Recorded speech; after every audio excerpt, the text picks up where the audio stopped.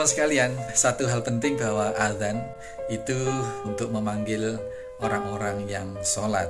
Syariat azan ini diawali dari mimpi, jadi bukan inisiatif Nabi dari Allah kepada Nabi kemudian disampaikan kepada para sahabat, enggak, tetapi justru dari mimpi para sahabat.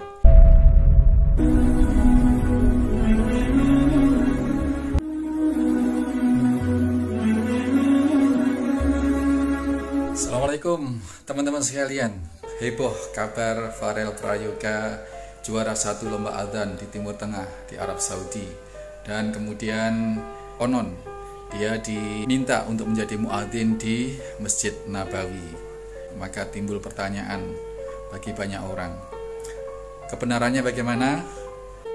Kali ini kita akan berbicara tentang adzan, dan nanti di akhir video ini akan saya tampilkan adzan yang konon itu suara Farel, tetapi sungguhnya itu suara Tengku Kana Rizky dari Aceh.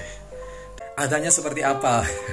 Karena banyak juga teman-teman tidak semua yang sudah dengar adzannya. Kali ini akan saya tampilkan adzannya. Sekaligus kita mix, kita hiasi dengan beberapa masjid ternama di Asia.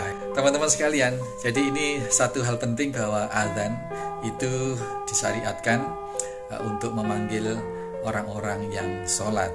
Syariat adzan ini diawali dari mimpi, jadi bukan inisiatif Nabi dari Allah kepada Nabi kemudian disampaikan kepada para sahabat, enggak, tetapi justru dari mimpi para sahabat.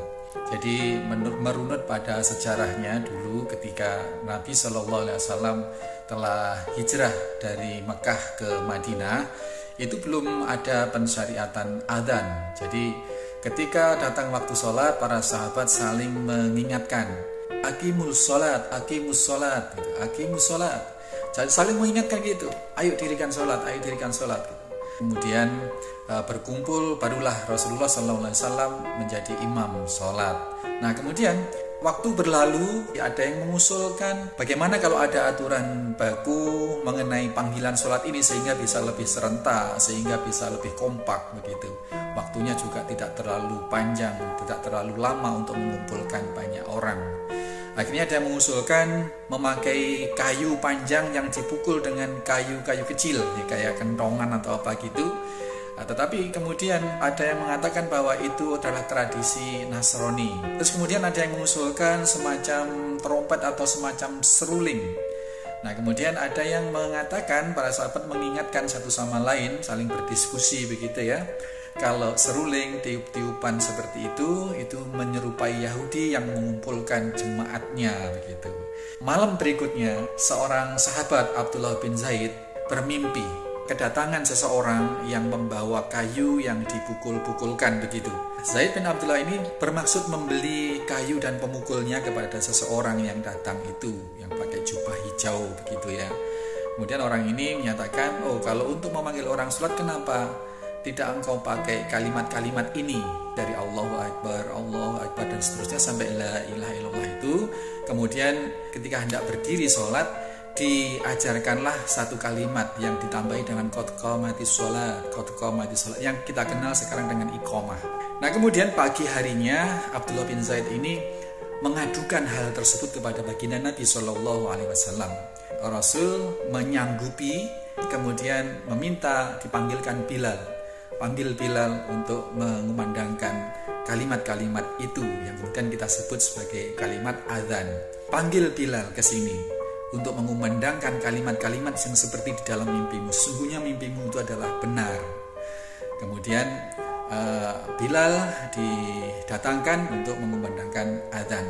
Karena Bilal di antara para sahabat adalah yang memiliki suara yang paling bagus gitu.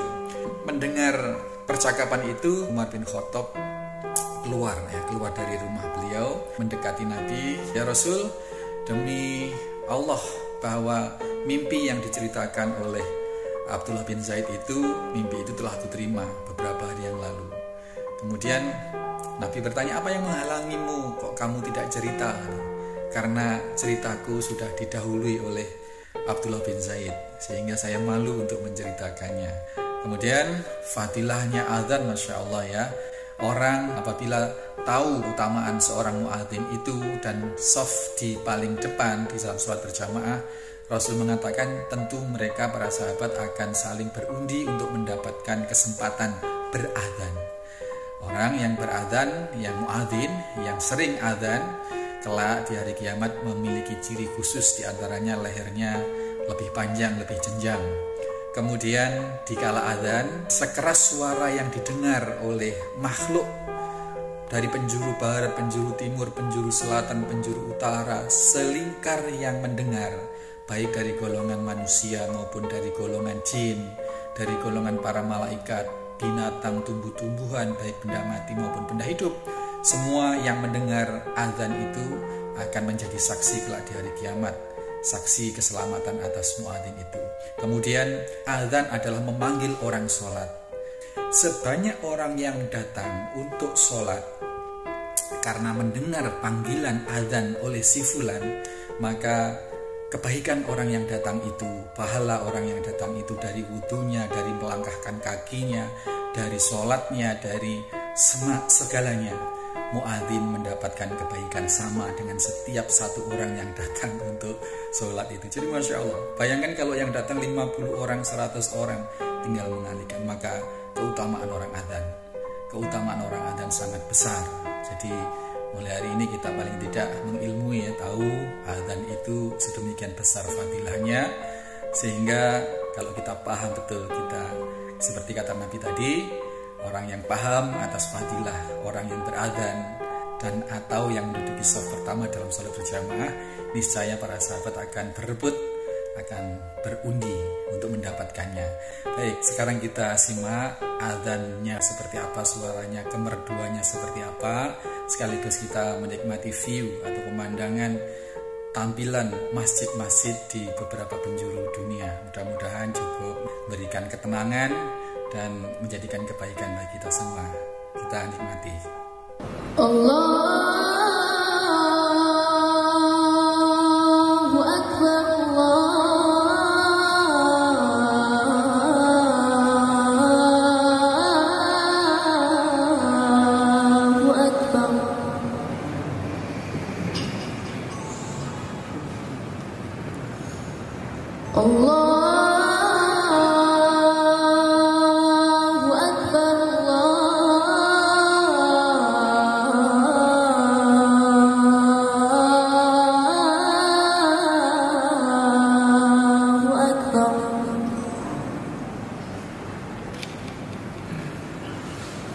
Asyhadu an la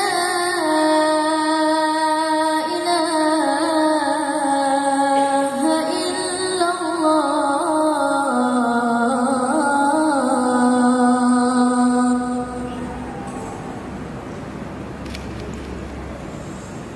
Asyhadu an la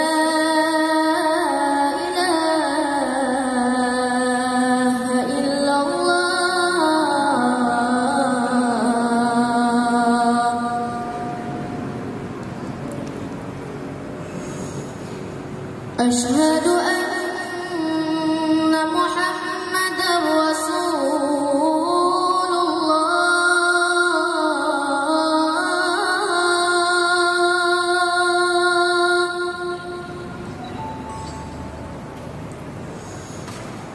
Asyhadu anna Muhammadar Rasulullah.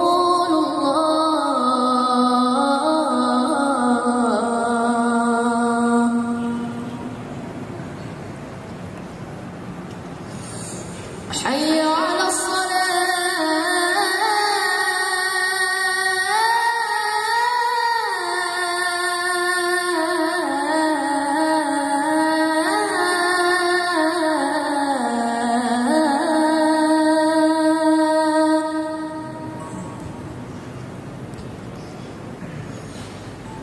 حي على الصلاة